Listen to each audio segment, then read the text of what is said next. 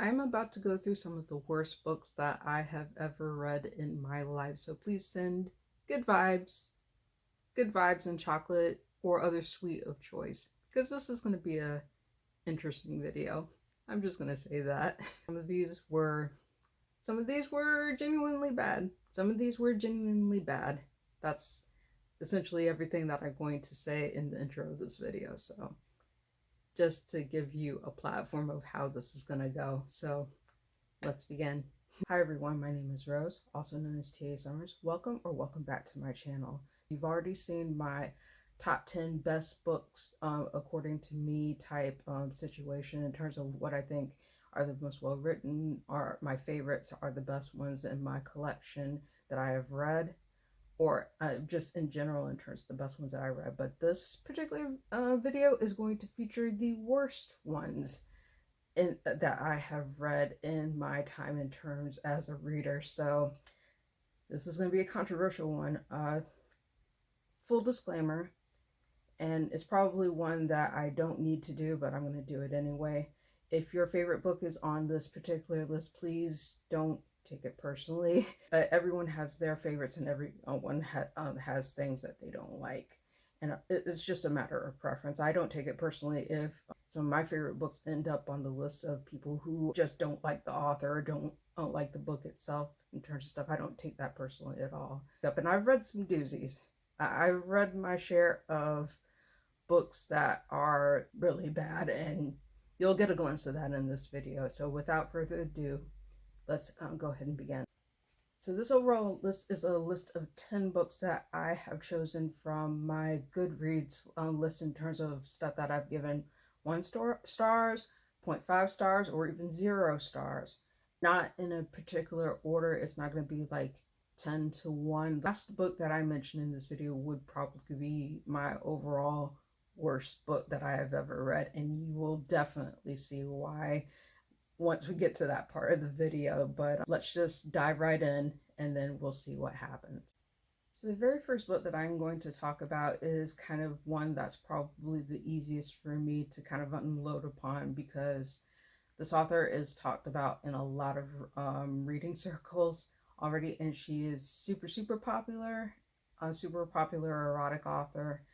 Started out in fan fiction, and you probably kind of guess where I'm going with this. I'm going to talk about E.L. James first. And it is not the book that you were thinking about. It is not the trilogy that you were thinking of.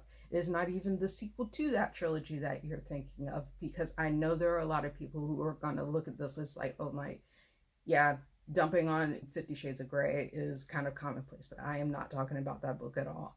I am going to be talking about The Mister by E.L. James. A single book that was over 500 pages of non-stop gloating, machismo, and just offensive things peppered throughout. Just casual racism, like just everything in this particular novel just did not work for me. And I read this originally back in 2019 and picked it up for myself because I knew going in that I wanted to read an individual book from E.L. James just to be able to read something that was separate from her 50 Shades of Grey series, just for my own perusal. And I had an idea that maybe it would not work for me, but I was like, you know what, I'm going to go into it. We're going to see what happens. Maybe I might be pleasantly surprised. I was not pleasantly surprised. Everything did not work for me in this novel.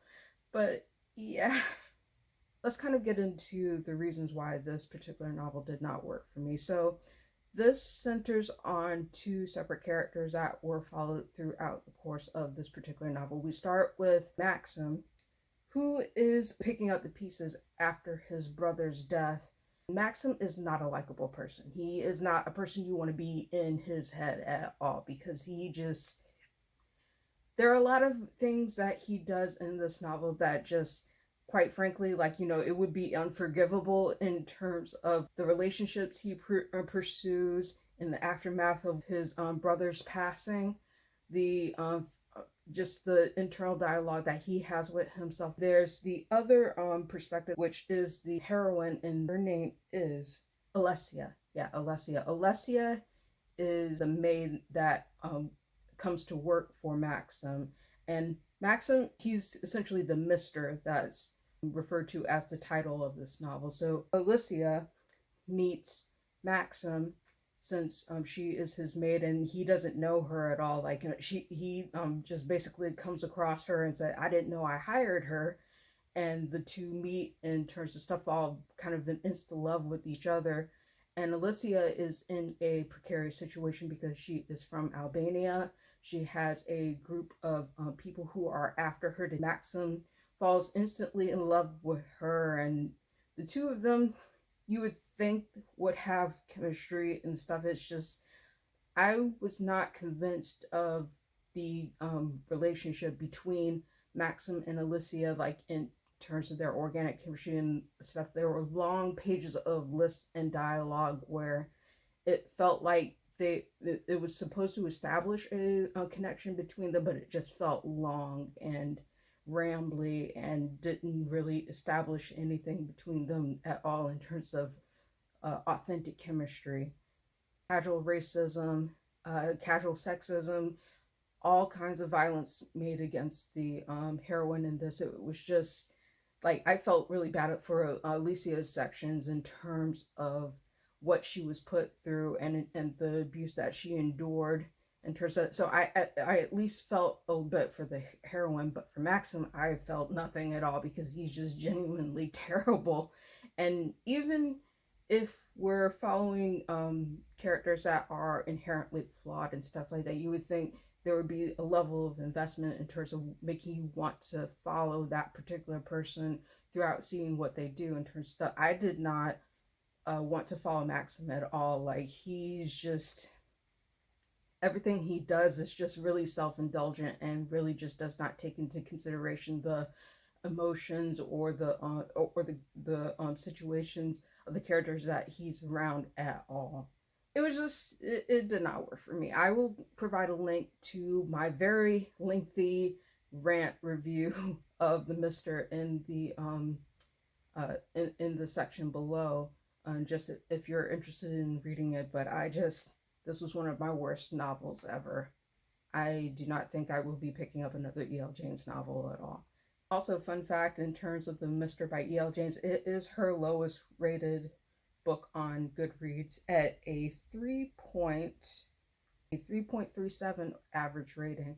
So I'm clearly not the only one who did not like this particular novel, and I rarely hear anyone talk about this. Even when it first came out, I heard a lot of buzz about it, but then the buzz quickly died down. So I'm guessing that this was a book that did not connect with a lot of other people. So at least I feel like I'm in good company in terms of saying I didn't like it at all. But it is what it is. Let's move on to the next one. The next book that I'm going to feature is actually a comic that was published by Zenescope, and I read this as a galley back in 2013. I understood the intent of what the authors were trying to do. It's essentially a twisted tale on kind of like a Grimm's fantasy, a Grimm's fairy tale type. Be careful what you wish for in the most extreme way. This is very much an adult novel. It has nudity. I'm not going to show any of that. I'm just going to show you the cover, and I'm going to talk about my own thoughts about it. The adult nature of it did not bother me. It was the content that really got to me in terms of what it chose to do in the storyline. This is Irresistible by Raven Gregory and illustrated by Sean Chen.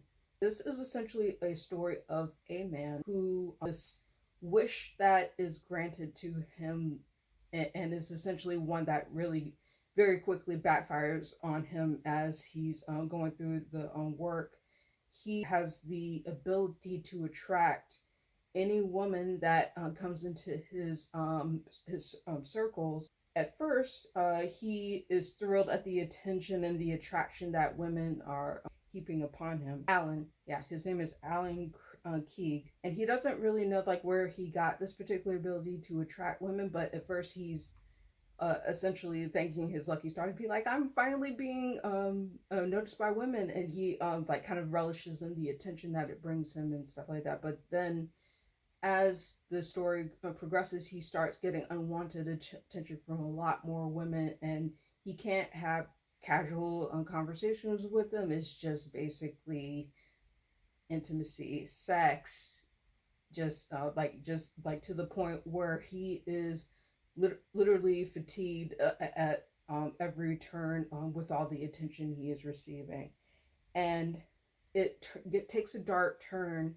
Essentially, he's running away from a lot of the women that are pursuing him and trying to force themselves onto him. And the thing about it was that really disturbing was how it fetishizes um, non-consensual sex in terms of the women who throw themselves at Alan, and he's clearly saying no, and it just continues like over and over again while building on a lot of sexual stereotypes. And it was something that just really disturbed me in terms of how it was treated up to the point where it gets to the ending, and it even like kind of jumps the shark from there, because it you could tell that the ending was put there for shock value. I'm not going to spoil anything in case you do in fact want to pick this up, but as far as the overall narrative, that it said, it felt like it was more shock value, and essentially like just kind of having this overall grotesque feeling of treating all of these different themes in a way that just did not work for me at all. So that is Irresistible by Raven Gregory and Sean Chen. And I would not recommend it. It's not worth it, especially with how it ends. That was deeply disappointing to me in terms of what could have been an interesting story with an interesting exploration of certain things, but it was just all for shock value and a lot of exploitation, I felt. So it's not one that I would ever come back to. In terms of Goodreads stats for Irresistible, which is a collection of Irresistible volumes 1 through 4 as a graphic novel, it received a 2.77 overall rating on Goodreads, which that is one of the lowest I have seen. Not the lowest, but it's definitely one of the lowest I've seen. So I'm glad that I'm not the only one who felt that way.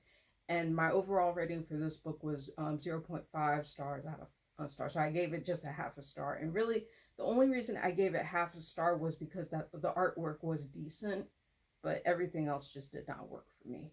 The next book that I'm going to feature, how do I begin this particular section? We don't talk about CoHo, except for in this video.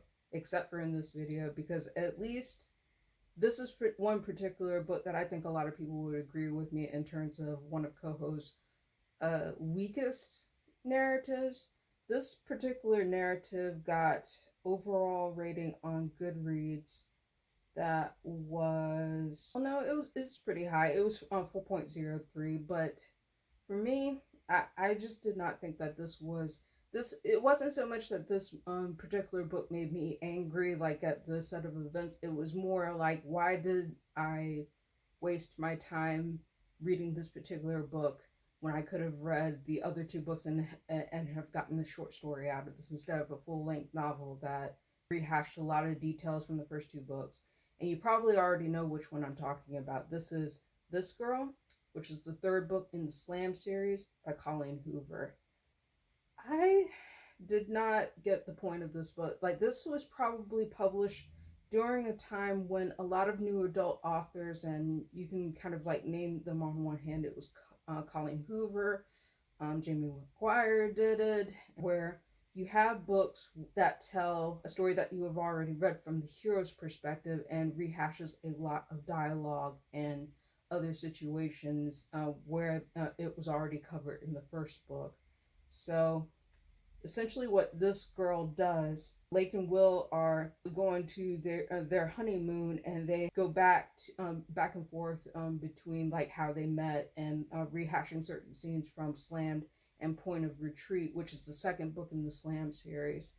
I asked myself, what was the point of this book? With like, did we have to have copy and paste um conversations that were featured in the first 2 books that are collected in this book, apart kind of scattered between scenes of the honeymoon and the kind of contrived uh, way that they're kind of driven apart in order to be able to come back together towards the end of the novel. To me, it didn't make sense that this should have existed as it was. It could have been a novella. I will concede that, like, maybe it could have been a standalone novella that was much shorter than what this particular book was, but it was a full length novel of just basically copy and paste conversations, except for just flipping the perspective character um, from where they were, like in Slammed and Point of Retreat. So I did not like this book at all. I believe I gave this 0 stars. I think I gave this 0 stars. Yeah.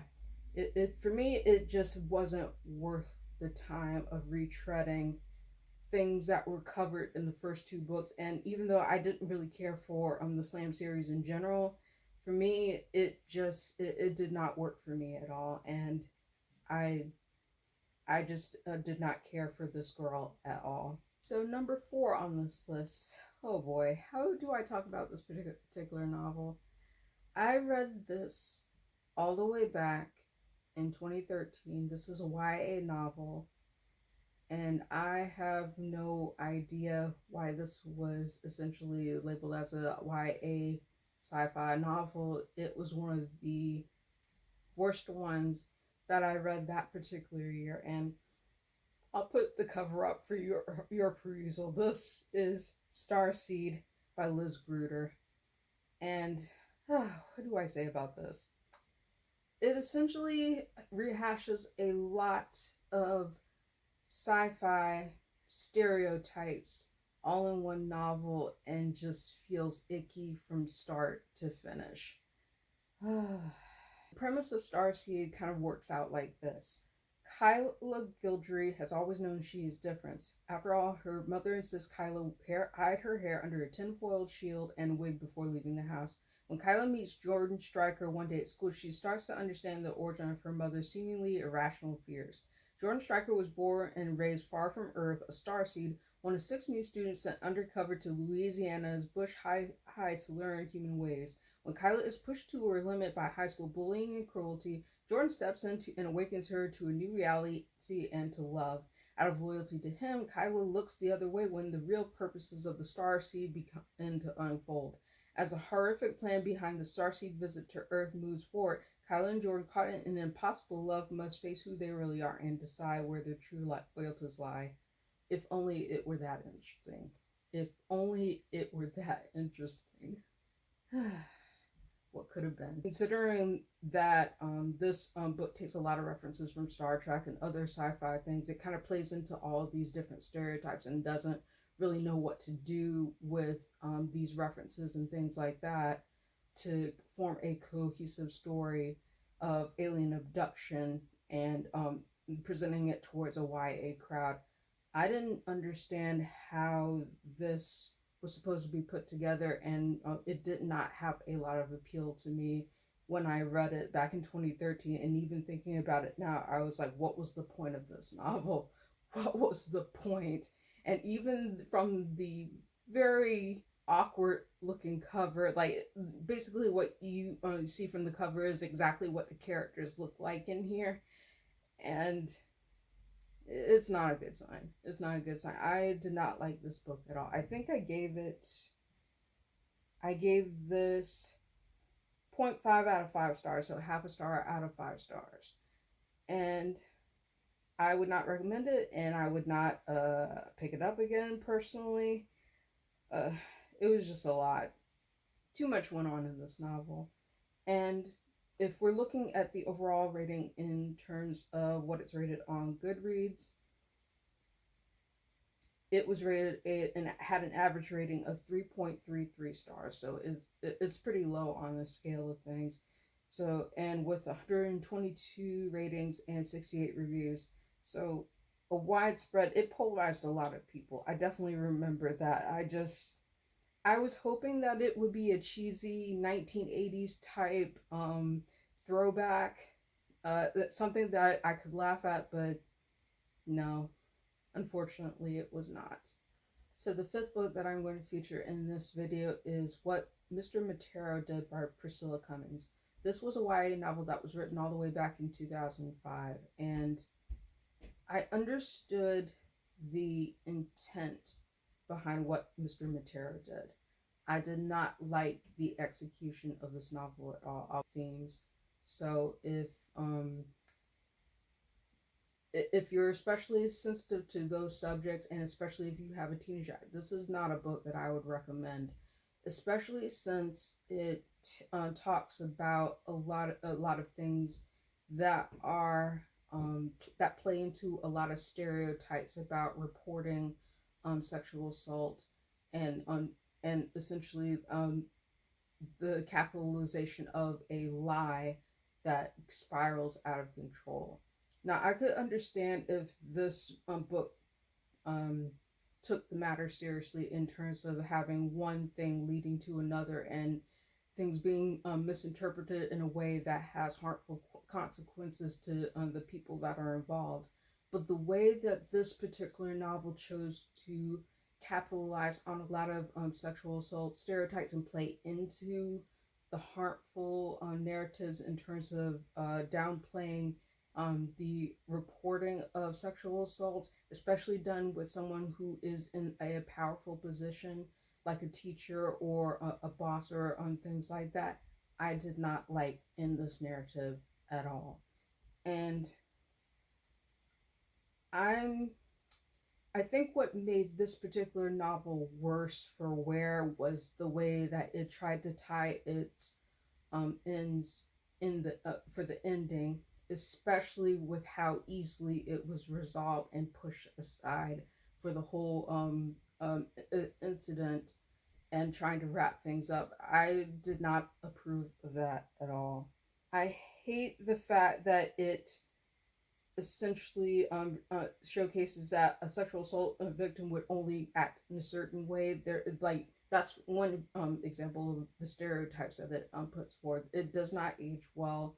It is by far not one of the narratives that I would recommend for a teenager who wanted to read about this difficult subject matter. You could easily go to books like Speak by Laurie Halse Anderson. There are a number of ones that I can even like talk about in its own separate video for healthy discussions on sexual assault and difficult themes like that. But this particular book really just got under my skin in a way that I said I'm not picking up this book ever again, and I'm not going to even bother picking up this particular author because I did not like how it was dealt with in terms of the seriousness that it had. So this is What Mr. Mattero Did by Priscilla Cummings. I gave it overall a 1 star out of 5 star. I did like the audio narrator for this particular book. I believe it was Bianco was the narrator for this particular book, and she did a good job with it. That was the only reason why I gave this 1 star. Everything else about this did not work for me. To report on the overall rating that what Mr. Mattero Did had on Goodreads, its average rating was 3.17. So I definitely wasn't the only one who felt that way about this particular novel. It had 545 ratings and 76 reviews. And yeah, I definitely am looking at this and seeing how a lot of people, it did not work for them either. In terms, there are a lot of young adult novels that deal with the subject matter a lot better than um, what Mr. Mattero did and how it chose to approach. Okay, we are at the sixth novel on my worst reads list, and I am going to highlight another a book that maybe not a lot of people know about. I read this as a galley back in 2015 from NetGalley, and this is Those Girls by Lauren Saft. So Lauren Saft's book, Those Girls, is essentially kind of a gossip girl book, except for it has none of the entertaining qualities of Gossip Girl. You essentially follow um, a group of high school girls who are basically in their junior year. Alex, Molly, and Veronica. They're very popular girls. Um, and essentially, like one of them is in love with the boy next door, has joined a band. That's Alex. Molly suffers from a popular and possibly sociopathic boyfriend, as well as a serious mean streak. And Veronica just wants to be loved, literally, figuratively, and physically. She's not particular. Will this be the year that bonds them forever or tears them apart for good? That's kind of essentially the synopsis for it. Nothing about this book really stood out to me in a way other than it was just constant drama and constant showcasing these girls in a way that was just um, multiple infidelities, racism, sexism, misogyny, girl on girl hate, you name it, it was in this novel. And there was nothing of it that, like, it was so uh, exaggerated to the point where I thought, like, it's like, what was the point? What was the point other than the cruelty that these girls did to each other, did to their relationships that were like nothing about it was really like worth the time taken to read this particular novel. And just a lot of useless, tasteless jokes about very heavy subjects, slurs, and girls just being horrible to each other. I'm like, are you guys really friends? Are you really friends? Or is it just like you're just using each other for each other's pain? Like that was what I got out of those girls. And I gave this 0 stars. I said screw this book. So nothing really to say about it other than it was a very pale imitation of Gossip Girl, and not even to the point where you could really get anything out of it. So that's all I'll say about that. This is Those Girls by Laura and Saft. And I believe this particular book on Goodreads had a 2.97 average rating. So I was definitely in good company with that. I would not recommend this. Nope. So the seventh book I'm going to feature is one that definitely has a wide array of opinions, and this is probably one of the most well-known books on this particular list. This is Go Set a Watchman by Harper Lee. So I have a lot of mixed opinions about this book, like for several reasons, but it's one of those things where I wish that HarperCollins had never published this book. It really had no business being published, especially since it felt more like a first draft to a novel rather than an actual novel. Like the way that this was published was that this was the precursory draft to what ultimately became To Kill a Mockingbird. But the way that this particular book presented was kind of a pale imitation of a lot of the characters that are featured in To Kill a Mockingbird. And I know that a lot of people have divisive opinions about To Kill a Mockingbird, but for me personally, I actually did. It was one of the classics that I did read in high school, and I did actually like for what it offered. And I did enjoy the movie as well with Gregory Peck. But Go Set a Watchman, essentially what it tries to do is it tries to navigate between two different narratives. It has flashback scenes where you see Scout and Jim as kids in terms of that coming of age and growing up thinking, but not in as immersive in an environment as in To Kill a Mockingbird, where it's a lot more focused. This one trades between their childhood as well as the adult Scout, who essentially realizes that a lot of the people in her life have very um, uh, very hardcore prejudicial beliefs. And even when she encounters her father Atticus, who is in his older age, he doubles down into some of these harmful racial stereotypes and these ideologies that are very harmful to Black Americans in this specific time period. And she is not, she doesn't she tries to push back against it a little bit, but then she ends up apologizing to them for scolding them about the wrong opinions that they have. And it's just, what I asked myself, what was the point of this book other than to say, oh, Scout, you found out that we are a bigoted, that we're prejudiced, like, you know, good for you kind of a thing, like people change. But I'm like, you know, what was the point? So I felt like I wasted my time with this one, and not only that, I was offended by it. But you know, essentially what I said in my review was shallow portrayals of its characters, shallow portrayals of its issues, and pretty much an incomplete novel that seems like it's aiming towards something greater but never fulfills that promise. And I'll essentially stand by that particular summation of what I felt that it chose to portray. I gave this book,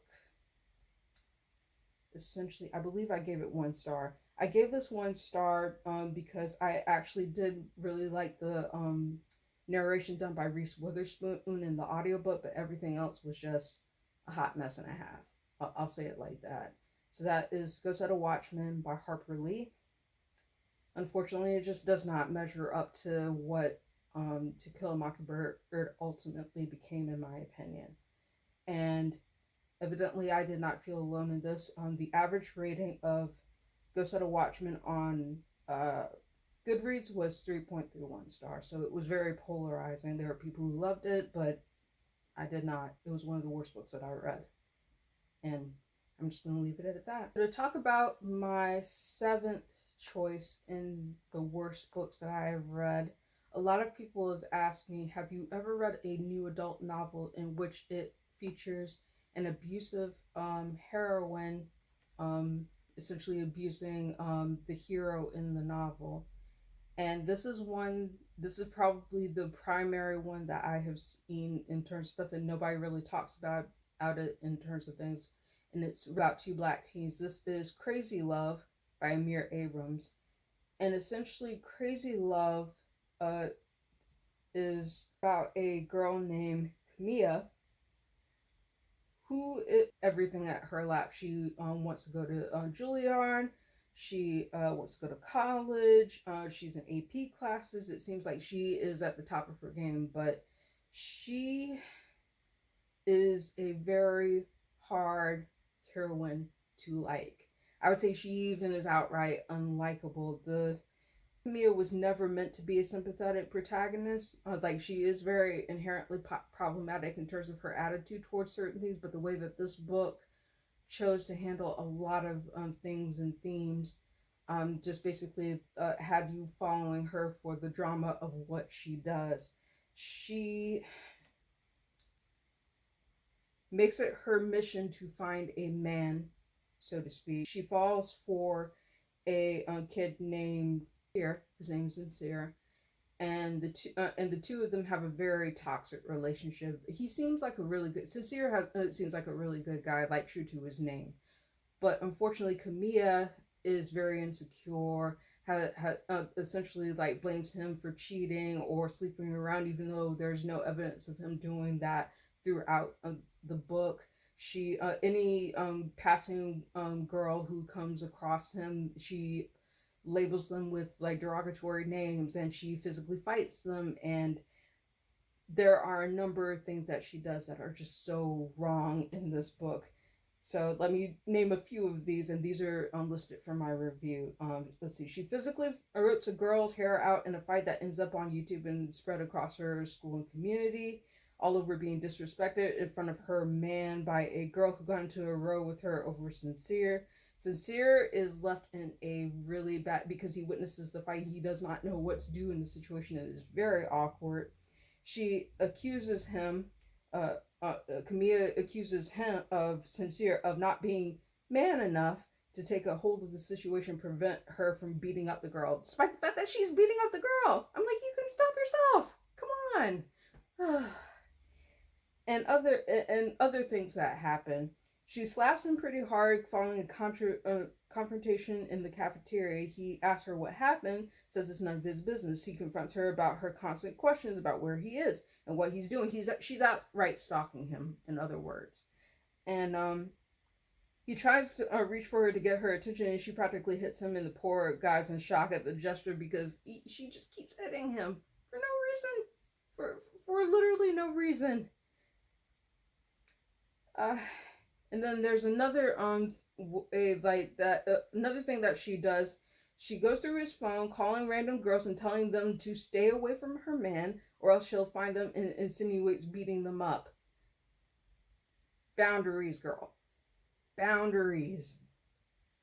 And then there's another thing where Sincere tries to get away from her and blocks her on Facebook, basically says that's it, I'm done, get away from me kind of thing. But then she stalks him on social media. She continues making threatening phone calls to the girls he talks to, masks her voice in doing so, hacks it all into social media profiles by figuring out his password.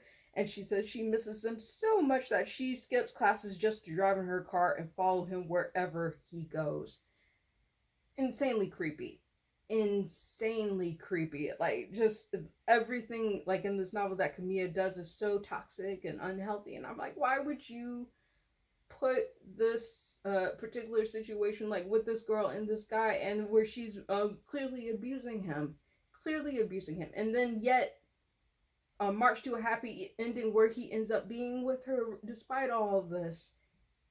Literally, what was the point? Nothing about this particular novel worked for me, and I gave this a total of 1 out of 5 stars. I probably should have even given it lower than that, but I don't know what the redemptive part of this particular novel was, or the appeal to it, other than the drama. But it's a really toxic novel. I would not recommend it to teens. It feels more new adult and older teen than younger teens. So like, this is definitely not one that I would recommend for younger teens at all, because the toxic relationship dynamic. But even if you look at it from the perspective of a new adult novel, it felt so wrong on so many levels in terms of the toxicity of the relationship between Camilla and Sincere. And I give it 1 out of 5 stars. I did not want to pick this up again. If I'm looking at this under Goodreads in terms of the average rating, it was rated. I'm surprised at how high this one is. This is 4.15 out of 5 stars for the average rating. So I was not among the people who liked this book, but it was incredibly toxic, and I did not like this at all. I did not find any redemptive factors about it at all. This is Crazy Love by Amir Abrams. I did not like this at all. So this next book is probably going to be familiar to a lot of people in terms of the controversy that it generated within a specific time frame. This is The Black Witch by Lori Forrest, and I know a lot of people have heard of this book.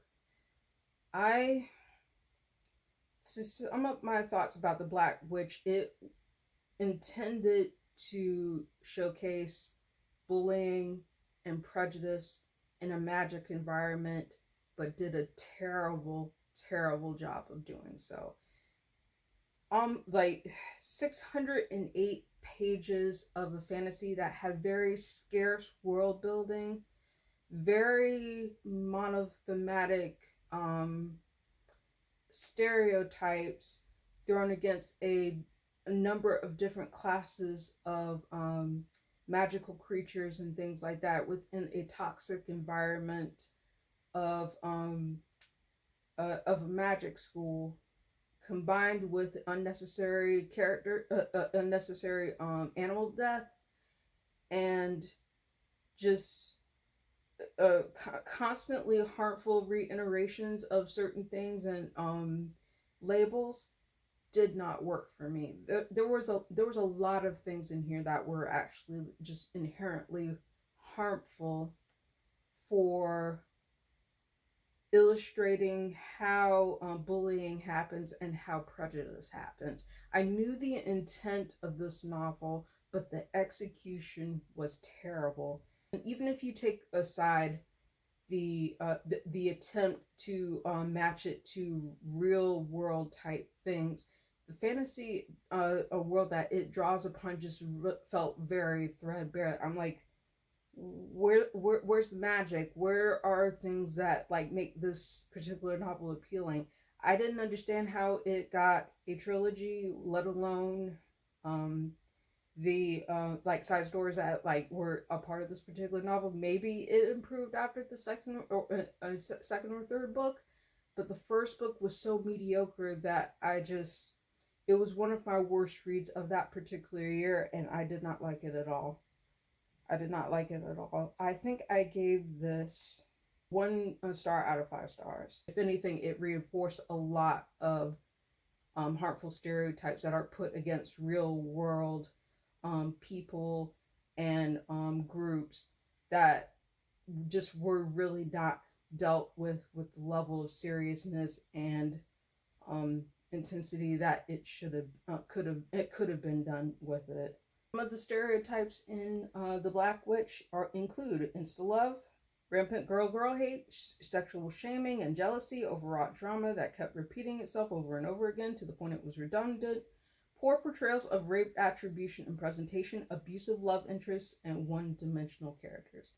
And now we come to the last book on my worst overall reads in terms of books that I just did not like at all. Like, absolute worst. This is the absolute worst book that I've read. And then if you've known me in the book community for a long time, you will know that I read this not just once, but twice.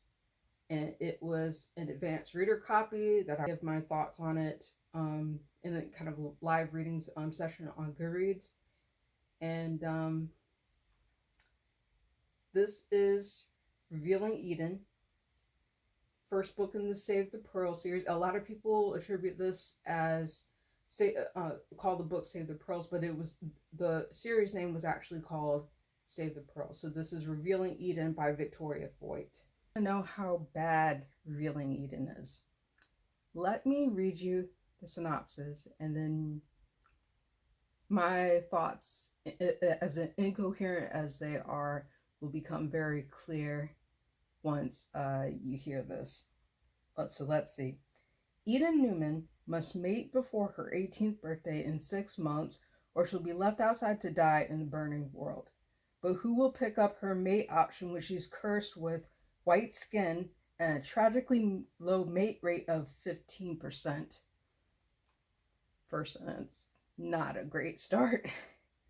In a post-apocalyptic, totalitarian underground world where class and beauty are defined by resistance to an overheated environment, hold that thought. Eden's coloring brands her as a member of the lowest class, a weak and ugly pearl. If only she can mate with a dark-skinned Cole. Black people in this novel are called Coles. Make it make sense. Dark-skinned Cole from the ruling class shall be safe. Just maybe one Cole sees the real Eden and will be her salvation on her co-worker. Jamal has begun secretly dating her. Wait, just maybe one Cole sees the real Eden and will be her salvation. Her co-worker Jamal has begun secretly dating her. Yeah, this is a hot mess and a half of synopsis. But when Eden unwittingly compromises her father's secret biological experiment, she finds herself in the eye of a storm and thrown into the last area of rainforest, a strange and dangerous land. Eden must fight to save her father, who may be humanity's last hope, while standing up to a powerful beast man she believes is her enemy, despite her overwhelming attraction. And she's talking about Jamal, she's talking about the Coles. She's villainizing Black people even. Let me continue. Eden must change to survive, but only if she can redefine her ideas of beauty and love, along with a little help from her adopted aunt Emily Dickinson.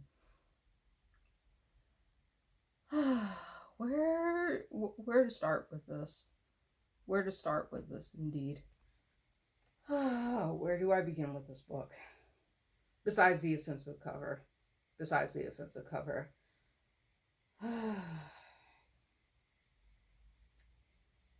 I attempted to read this book with a patient eye, and I ended up feeling sick to my stomach after I finished this book, even upon the second read through, to kind of clarify certain details and stuff like that. There was just so much about this book that gets things wrong about prejudice and how it works. It is essentially a book that attempted to flip um, racial like racial prejudice from the perspective of a girl who in the society is white. She's the treated as the marginalized person in this particular dystopian world, whereas her love interest, who is black, is considered among the majority. And the way that this particular book trivializes the overall problems that happen with respect to racism was just completely misguided. Completely misguided. Even to the point where Eden, who is the titular character, is subjected to slurs which share the name of precious metals, which that makes no sense to me whatsoever. Doesn't tackle what the gravity of these themes are with what it chose to do.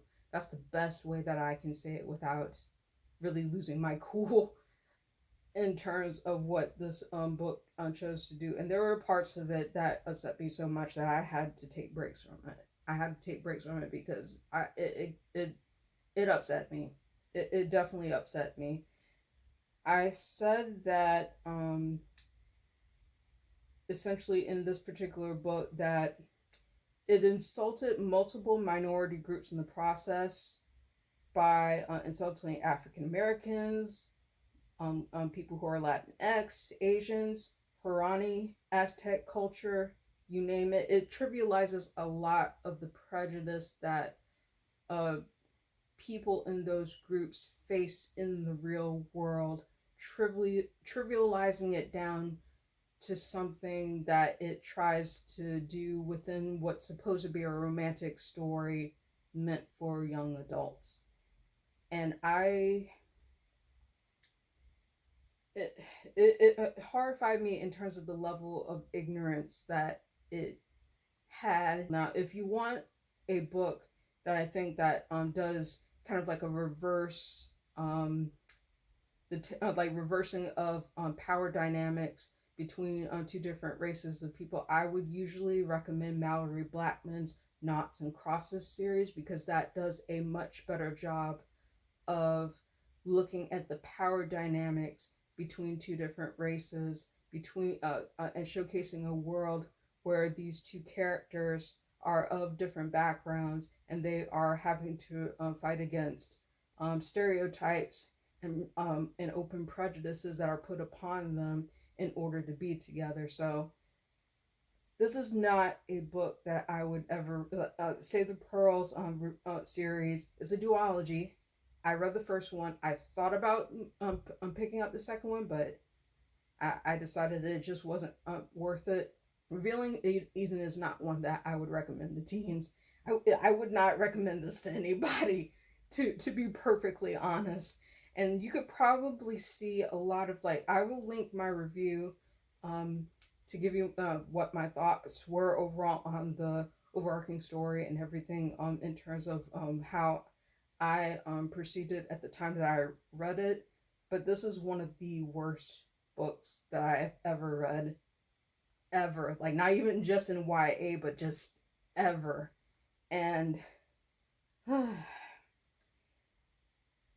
and the end thought that I had in this particular review that I said was, in due perspective, if this book is any reflection upon the author's ideals on racial relations, cultural expansion, and love in today's culture, I think Miss Foyt has a long path of learning to do. And even to this day, I stand by that. I hope, I hope that Victoria Foyt has learned a lot more. I don't know if she has. I can't speak to that, but it was so infuriating to see the very real pains of what multiple groups go through in society, reduced to something that was so trivial as it was presented in this book. I gave this, I think, I like at the time I gave this 0.5 stars out of 5 stars. I would probably give it 0 stars now. Just to be honest, it was not worth the time that I took to read it, and I wish that I could have my time back from that. I wish I could.